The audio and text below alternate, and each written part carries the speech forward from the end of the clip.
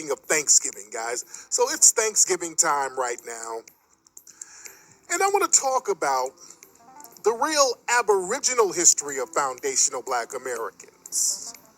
We got to get into this, and I need y'all to get y'all some pens and paper, because I need y'all to write some stuff down so that you can do some more research on your own. But y'all need to write some of these names down. I'm going to have a lot of receipts here about who foundational black Americans really are. Now, we know as foundational black Americans, we are the people who came over in captivity, starting with the Spanish, and then with the French, and then with the English. We were brought over from Moorish Spain. We were brought over from parts of Africa. But let's talk history. The reality is, it is my conjecture that it was a very small percentage of people who actually came over from Africa over here to the northern part of America. A lot of the people who came over from on the slave ships in Africa were really down there in Brazil and South America, when you look at the numbers. But a relatively small number of people from the African diaspora were brought here. A lot of people don't look at it from that perspective. That is because a lot of black people, people who would later be classified as black, were already on this land. Now, when you talk about that, that's a very controversial subject, because a lot of people start talking about, well, why do you want to deny Mother Africa? Well, we all came from Africa. Saying that we're African this, African that, that's almost redundant, because at one point we all came from Africa. But when you start looking at the real evidence, many people who were classified, or would later be classified as black, were already on this land. And there's so much proof, but the dominant society goes out of their way to not have us acknowledge that, because what they did was they ran a big con game on us. The white supremacists came over, and they acted like a parasite. They took over our land, told us we were from somewhere else, and this is not really our land. And now when you look at a damn Native American, they look like Justin Timberlake. I'm the real Native American, dude. How are you Native American? You're a $5 Indian. This is the con game they ran on us. And now, when they tell us that we are foreigners, they try to make us comparative with other foreigners. So a lot of immigrants, they always feel like they have to latch on to whatever we have going on, because we're African Americans. You understand? And this is why the word African American, that's been a term that's worked against us. We got to be very clear about this history. Because, family, we have to look at this country. This is our land. We were here before all of these other groups. We're not visitors or guests here. We're not comparative to immigrant groups. We've been here for thousands of years, and they know this, but they have to keep pushing this. Well, you guys should go back to Africa. I've always found that to be a very strange narrative to throw at us. Number one, they know we can't go back anywhere, because we don't know what part of Africa we came from, if we did. But that was a very strange narrative. That was a psychological fake out to make us believe that we're not owed anything on this land. This is why we don't really get any tangibles, because we sit up here thinking that we're foreigners, and we just like everybody else. We don't deserve it. And then they give it all these tangibles to white Native Americans, or phony $5 Indians who are not Native Americans whatsoever. But, family, we have to understand that the real Aboriginal people on this land were jet black people. Now, that's either the truth or it's not the truth. That's either the truth or it's not the truth. And you don't have to argue with trolls, because a lot of trolls, fuck all that, what all that Aboriginal talk, man. We just came from the motherland now. We all came from the motherland. Y'all niggas just y'all don't love Africa. Africa is our home, brother. Well, why you living in Cleveland? I'm just trying to save my money to go back to Wakanda and all that, No, we ain't playing that game. We're talking real talk right now. And by the way, we broke this down a decade ago in the Hidden Colors movie. Remember, Hidden Colors 1 and Hidden Colors 2. This was the first time on a massive level that we broke down how black people are the Aboriginal people. We talked about that in Hidden Colors 1, and we went really in depth in Hidden Colors 2. This is 2011, this is 2012. So we were talking about this on a large scale for a long time. So this kind of got the ball rolling now. You understand? But I'm going to give you guys some of the receipts that you need to let you know who you are, and who the dominant white society knows who you are. And when we start talking about our history, who we really are, they don't want us to know that we are the Aboriginal people. They go out of their way to pump fake us. This is why whenever these so-called Native American tribes get any tangibles, the first thing they do is start kicking out the black members. That's the first thing they prioritize, because they don't want us looking at documents. They don't want us getting access to those resources. The name of the game is to start kicking us out and erasing our indigenous history. But let's start going to some receipts, guys. Now, remember, when the white supremacists first came here, well, in the Western Hemisphere, not just here in North America, even in the Caribbean, some of the people were Aboriginal black. When Columbus came over to Hispaniola, the people told him about these black-skinned people that came from the East and brought these gold-tipped spears. But let's talk about the Northern Hemisphere as far as the North American land. And I put up a meme of this guy right here, Giovanni Verrazzano.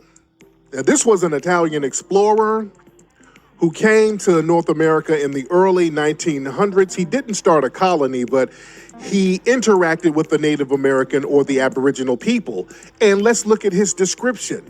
He said, these people are black in color, not unlike the Ethiopians, with thick black hair that's not very long. Now, Ethiopian, that's a term that was used for black Africans at the time. They used to call Southern Africa, Sub-Saharan Africa, they used to call that whole thing Ethiopia. And there's several other instances where this guy is talking about the tall black Native Americans, the tall black Indians. And this is why you have a lot of those Indian tribes with names like Blackfoot. Down in Alabama, where I lived as a child, there's a place called Tuscaloosa. That's named after an Indian. Tuscaloosa means black warrior. It was a 7-foot-tall Indian chief called Black Warrior. Down in Alabama, Mississippi, Florida, the Carolinas, Virginia, you had all of these black Aboriginal people. There's a reason why they kept calling them black this, black that, black warrior this, black. Everything was black on these guys. These were the white European explorers telling the world this. And when you look at early images of the Aboriginal people, this is what they look like. These are the people. This is what they look like. If you're looking at the screen, I'm showing you places in North America that European artists would draw. This was early on. They would draw true to life. Now, this picture right here happens to be down in Mexico. Remember, Mexico was a black satellite. The Aboriginal people of Mexico were black too. Let's get that straight.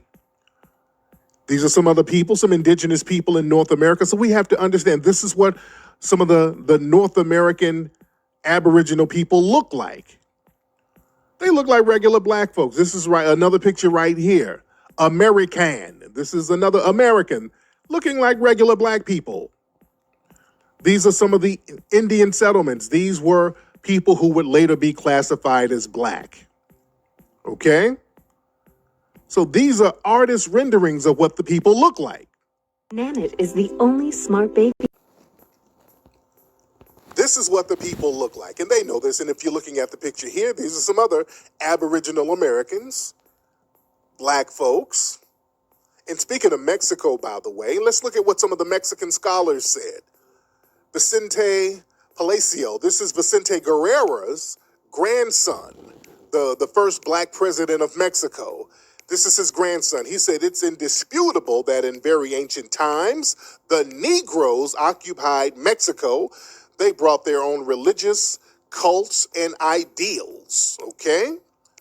So this is what some of the earlier scholars would say about the people in the Americas. This is another guy right here. Hold on, let me go up.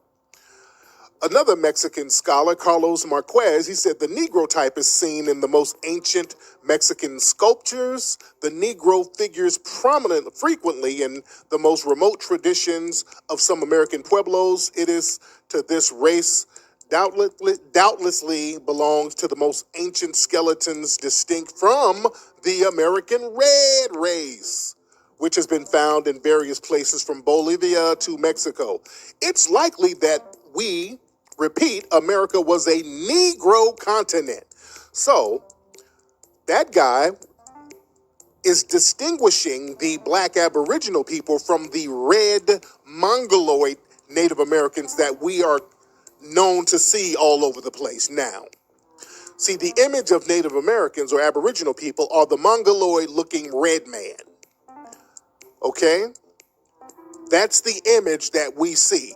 They have buried the fact that the vast majority of a lot of the Aboriginal people were black-skinned people with woolly hair who look like us. Okay? Now, this is not me talking. I'm showing you some scholars from North America, Central America, all of them saying the same thing. Now, when we get to the year 1740, they start putting the slave codes together because when they started enslaving people, the narrative that they said was, well, they couldn't enslave Aboriginal people and Native Americans because they knew the land too much and they could run away. But if you're controlling the land, that doesn't mean anything. Yeah, there were a lot of people who ran away, but if you're controlling the land, if you come over and you're like, hey, I'm the white supremacist, I got all the guns and the military and I'm controlling the land, you control the people.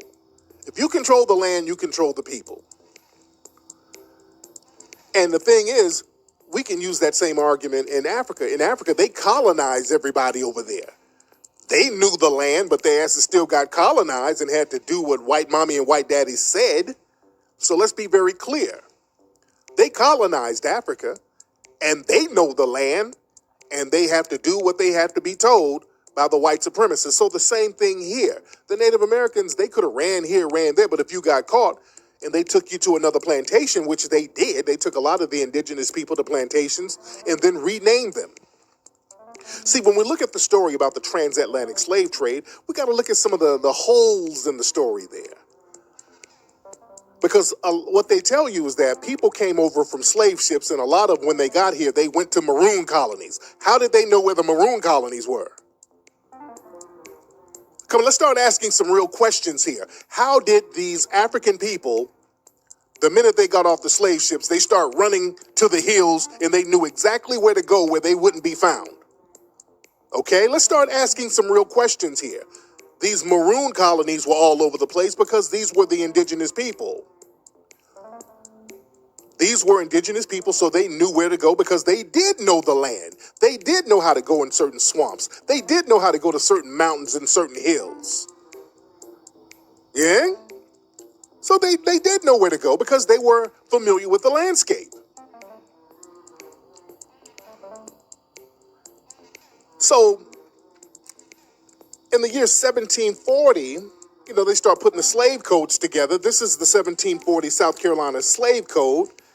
It says an act for the better ordering and governing of Negroes and other slaves in this province, whereas in His Majesty's plantations in America, slavery has been introduced and allowed, and the people commonly called Negroes, Indians, mulattoes, and mestizos have been deemed absolute slaves.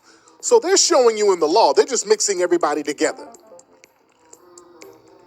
Okay, they're showing you in the law, they just mixed everybody together. They got Indians or whatever, mulattoes, mixed Indians, mixed Negroes, and put everybody in one pot, made one big nigger, and enslaved everybody. Okay? So we got to understand the con game that they run on us now.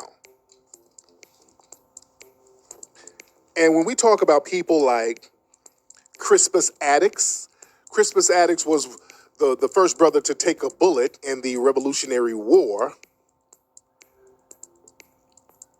He was a black man, and when the British came, the British shot him first. Crispus Attucks, we know he was a black man, but a lot of folks don't know his mother was a full Native American. There are a lot of black people who, especially older, will tell you that their parents or their grandparent is full Native American. Now, for a long time, we would kind of chop that up as them trying to be exotic. I remember when Skip the Truth Gates did his special, he did a DNA test on a couple of celebrities who thought they had Native American ancestry, which they probably did. I don't know what markers they were using to do the DNA test, but he told them that they didn't have it, and he tried to use that to say, well, most black people don't have Native American ancestry. How the hell do you know if all you did was interview and test Oprah and Tina Turner and a couple of celebrity Negroes? You can't speak for all black people because you didn't test all black people, dude. But Skip Gates, we know he's a pawn and a tool of the white supremacist establishment. And they put that out there for a reason, so that black people will stop looking into their indigenous ancestry, so that we feel like we're not owed anything. They've run a major con game on us, guys. They've run a major con game on us. And the picture right here is from the main pictures from a book. This is America, by the way, just so there's no confusion. The image that's on the main page here, this is from a book this was in the late 1800s, early 1900s. I forgot what year this is. But it's an old book showing what the indigenous people look like. And we got more images. This is from the 19th century. Look at the African, and then look at the Native American right up here above the African person. They look the damn same. The Native American person, this is white people. This is how they depicted black people and Native Americans, okay? This is them. See, in the early 1900s, a lot of white people would tell the truth about certain things. They started codifying their lies a little bit later. They had to get their lies straight, but there were a lot of white people messing around and telling the truth. This is another image. The Indian races. Look at what the Indians look like interacting with the white supremacist.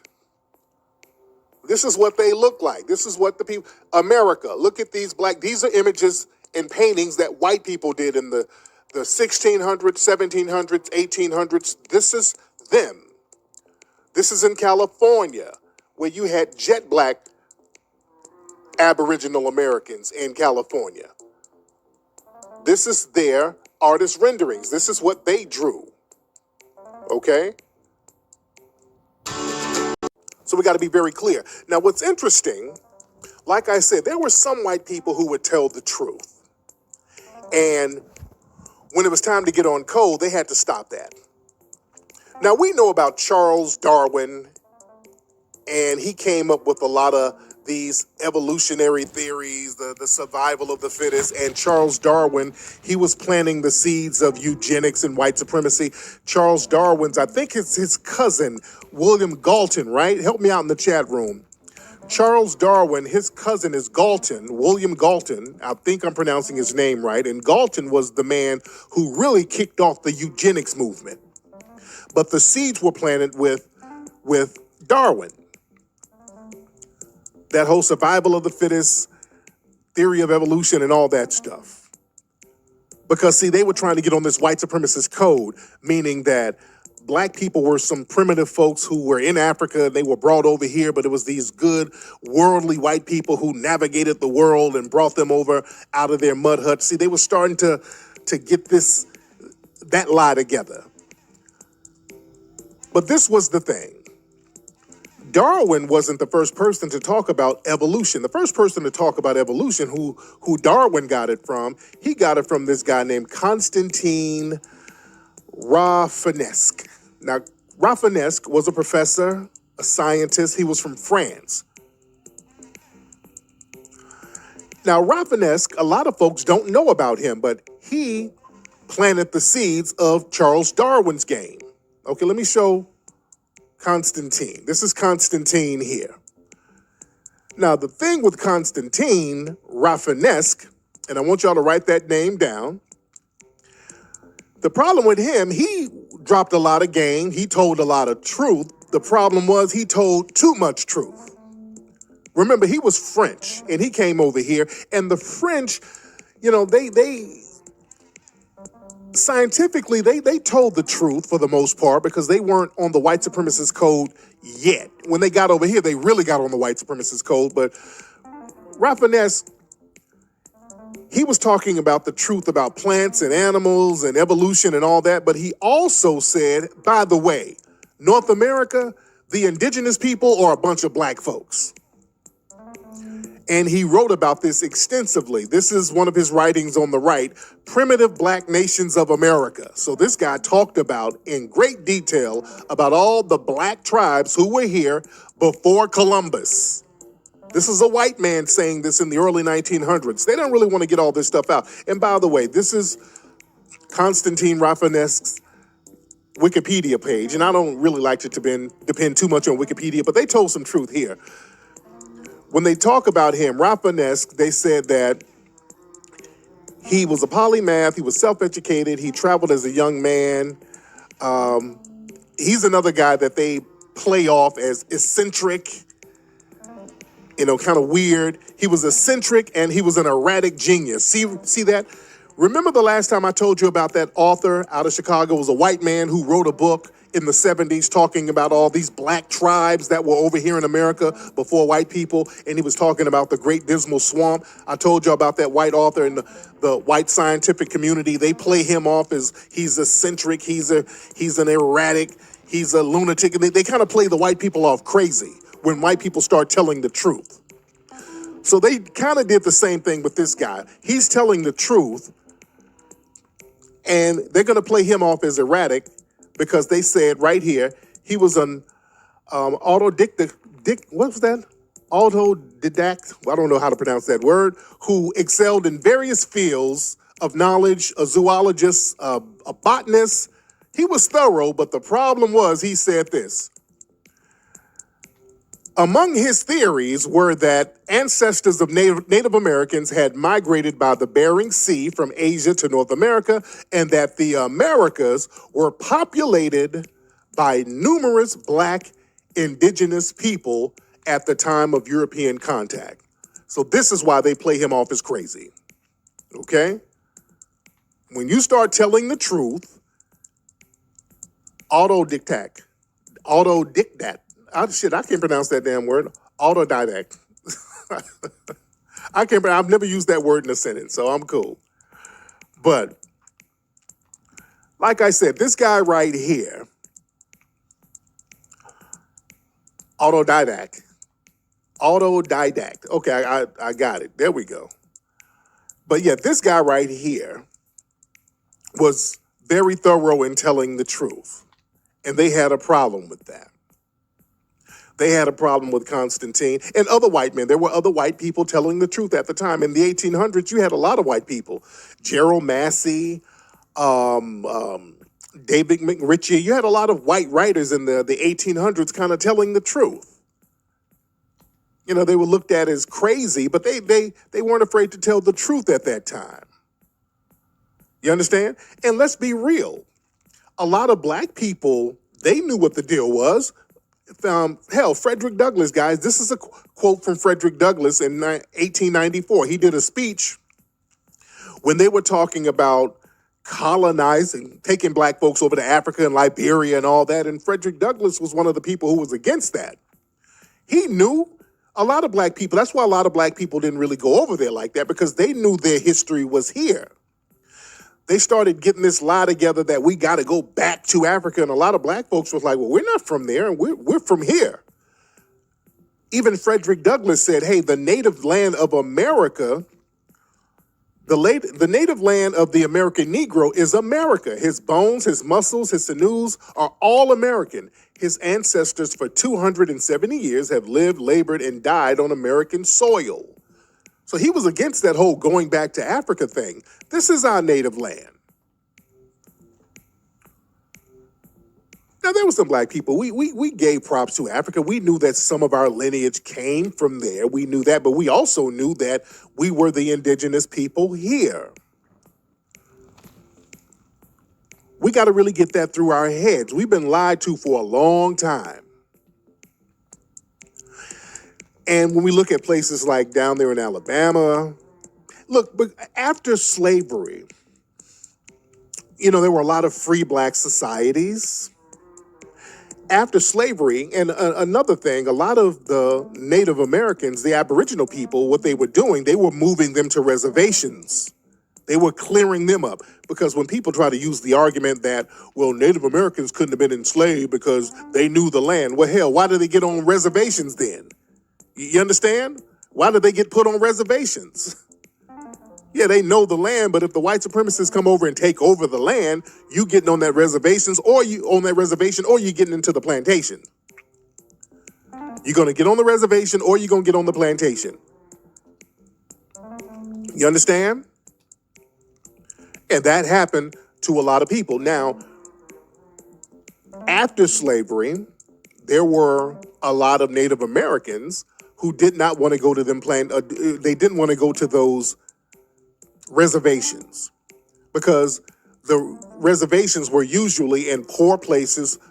The soil was poor. They didn't have access to water like they needed. They would put these people in some of the poorest places imaginable.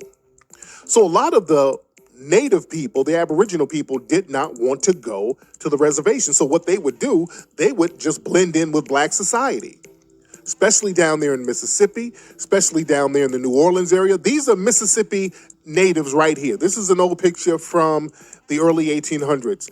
These are Native Americans, Aboriginal Americans out there in Mississippi, looking just like regular black people. And what's interesting, guys, a lot of the Aboriginal people said, look, instead of getting put on a reservation, hell, I'm going to just say I'm a Negro. They would choose, in many cases, to say I'm a Negro so I can live in free black society. So I don't have to get put over here in a reservation somewhere in Oklahoma or somewhere where I'm going to starve to death, because a lot of people were starving to death on those plantations. Those reservations. A lot of those reservations were damn near death camps. And especially down there in Louisiana, a lot of the black Aboriginal people just blended in with black society. Now, they still pay homage to that. If you go down to Mardi Gras today, what do they have? They have the Mardi Gras Indians. You got the black people down there in New Orleans and Louisiana when they do when they do those little funeral processions. What they call them, the second line. When they do those funeral processions and those parades and things like that, they dress up as the Mardi Gras Indians out there in Louisiana. They're paying homage to the black people, or the black Aboriginal people who blended in with black society out there in Louisiana. They're paying homage to that. You understand? We need to understand our history here. We got to understand history. We know what's going on. The second line, that's what I'm saying. We know what's going on here. A lot of black people, New Orleans, when Balboa and DeSoto and all those people went over there. I think it was DeSoto. One of those guys went over there, and his group was like, hey, these are black Native Americans over here. Especially out there in the South Carolina, North Carolina, you have the Yamasee. They were saying, hey, the Yamasee tribe, these are Negroes. The Yamasee tribe, those are tribes of Negroes who were there way before Columbus. And they've been trying to bury the lineage of the Yamasee people for years. The Yamasee tribe were a bunch of black people who'd been over there for thousands of years out there in South Carolina, North Carolina. I think out there in South Carolina, don't they have a little town called Yamasee?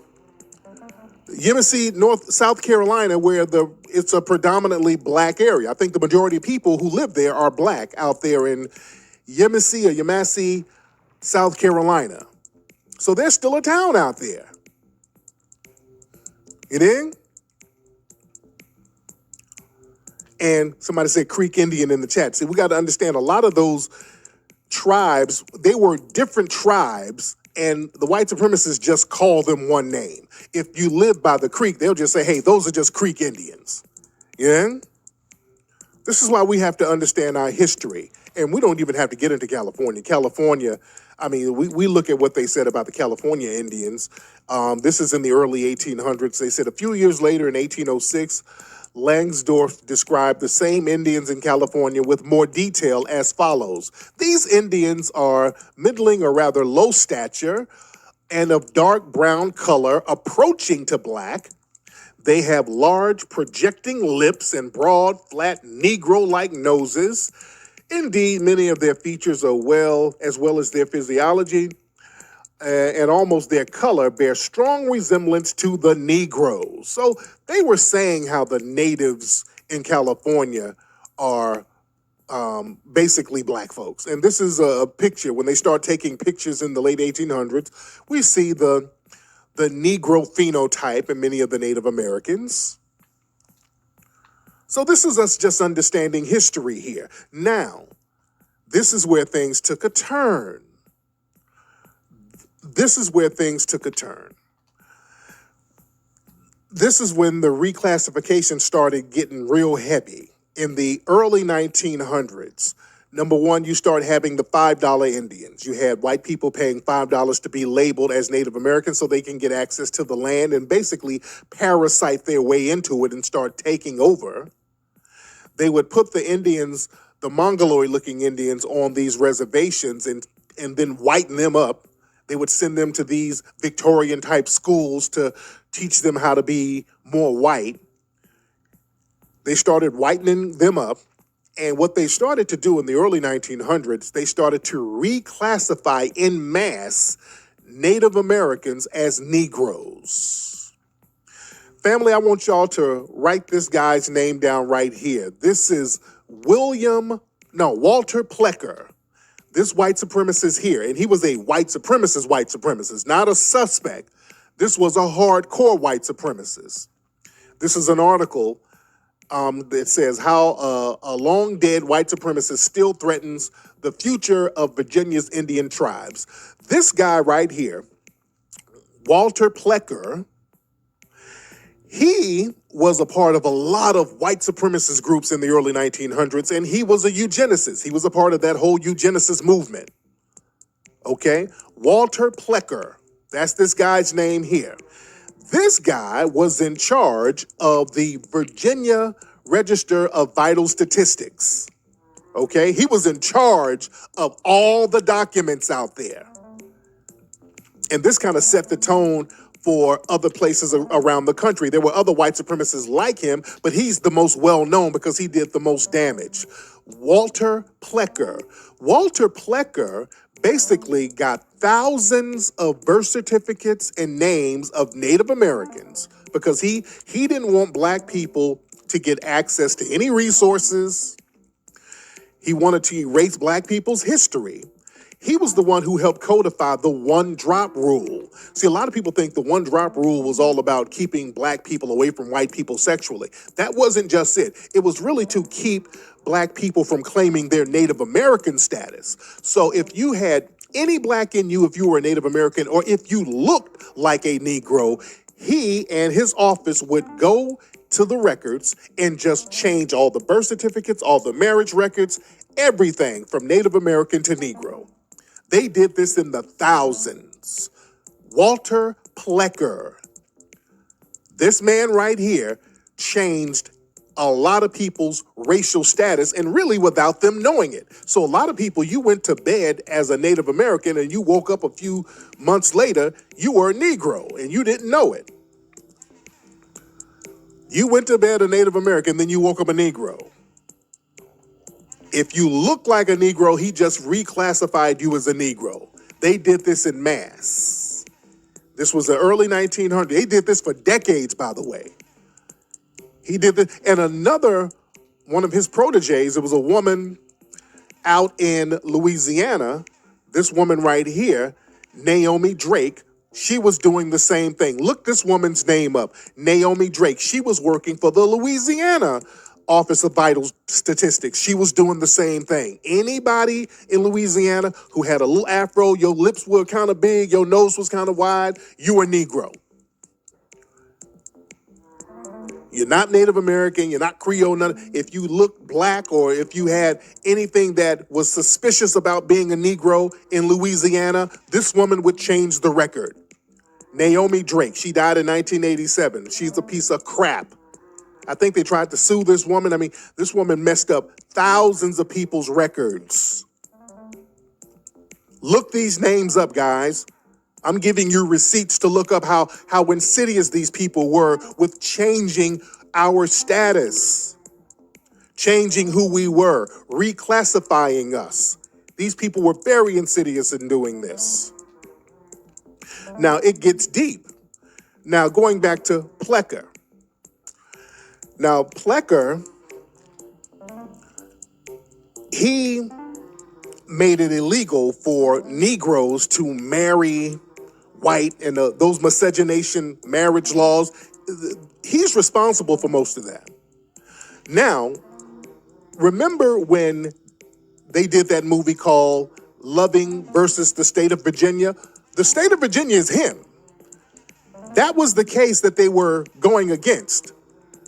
Mildred Loving was trying to get married to that white man, or she got married to that white man, and the law that they were fighting, the quote-unquote state of Virginia, it's his ass. It's the William Plecker law, the law that William Plecker put together, where if you got one drop of black blood, you can't get married. Now, here's the thing. Let me go here. This is Mildred Loving right here. That's Mildred Loving. Mildred Loving was a victim of Plecker's reclassification. Mildred Loving is a Native American. This woman right here, Mildred Loving, is a Native American. When she got arrested and all that, they listed her as a Native American, but this case is the case of a black man and a white woman. Mildred Loving is Native American. I want y'all to look that up, but they just reclassified her. Plecker and all of those people reclassified her as a Negro. The Racial Integrity Act. They don't tell you about that in all the documentaries and movies about her. They leave that part out, that she's really a Native American. She's not African American. She's a Native American. She just looks black like many Native Americans do. So we got to understand the game that's been played here, guys. These people have been erasing our history and lying to us so that we can't take a stake in our land, in our lineage. Many of you have grandmothers and grandparents in the South who said, hey, my great-grandmother was a full Indian, and they were not lying. We got to look at a lot of black people. Take a good look at a lot of black people. Lena Horne. Take a good look at people like Johnny Mathis. This man is Native American. Take a good look at a lot of black people. Take a good look at Rosa Parks. Rosa Parks' family, she is part Native American. Rosa Parks is part Native American. A lot of black people are part Native American. For real, they're just reclassified. You understand? So we got to understand when we talk about us being foundational black Americans and this is our land, we mean just that. This is our land. We got to stop letting these people make us think that we are foreigners. Pam Grier, she's another one. If you can look at Pam Grier and tell, Pam Grier is another one. But family, this is our land. When we say we are Native American or we're Aboriginal American, it's not niggas just trying to be exotic. A lot of people are telling the truth. A lot of folks, James Brown, he looks like he's Native American. If you look at James, he looked like a little Aborigine, don't he? James Brown had it in it. You can tell. You understand? This is our joint, and we don't have to be ashamed to say that. And it's not about denying Africa. We know that we are mixed in with the African bloodline, and that's a great thing, but we're not going to deny our lineage and our birthright because this is our land. And see, when people come along and then try to tell us that we're a guest on our own land. See, when you know who you are and you know your lineage, you won't let people step to you sideways. When you know who you are, you won't let people step to you sideways. So somebody said James Brown look African. Nigga, what person in Africa looks like James goddamn Brown? Let's stop. No, he don't. Let's be clear. And I love my African brothers and sisters, but we can tell we look different for the most part. You can look at somebody and tell, okay, that person is from Africa. You can look at their facial features. Not one person in Africa look like no damn James Brown. James Brown is one of a kind. That's our Negro right there. Don't nobody over there look like James Brown. We own in that. That's us over here. Let's stop. That's our Negro right there. Don't nobody look like James Brown, but nobody on earth look like James Dan Brown except James Brown. That's a South Carolina Negro. Let's stop. You understand? James Brown has an original look. Just like we can look at certain people and say, hey, they ain't from here. They got their own look, like Tarana Burke. She's Caribbean. Don't nobody over here look like no damn Tarana Burke. Don't nobody look like no damn Tarana Burke. You dig? Maybe an Olmec statue in Mexico somewhere, but not nobody in North America. Shit. But nobody look like that. Let's keep it a buck here. Like Shaka Khan, I think, ain't she Native American? She got some Native American in it. A lot of us do. A lot of us do. And there's nothing wrong with that. This is our land. This is our lineage. We got to take claim to that. We got to take a hold of that. And we got to respect that. And understand, as foundational Black Americans mixed in with the African brothers and sisters, we are a very distinct tribe of people. And we got to own that and pay homage to that. So anyway, guys, y'all can do some more research. Go, if you haven't seen Hidden Colors 1 and 2, we go real deep into this in Hidden Colors 2.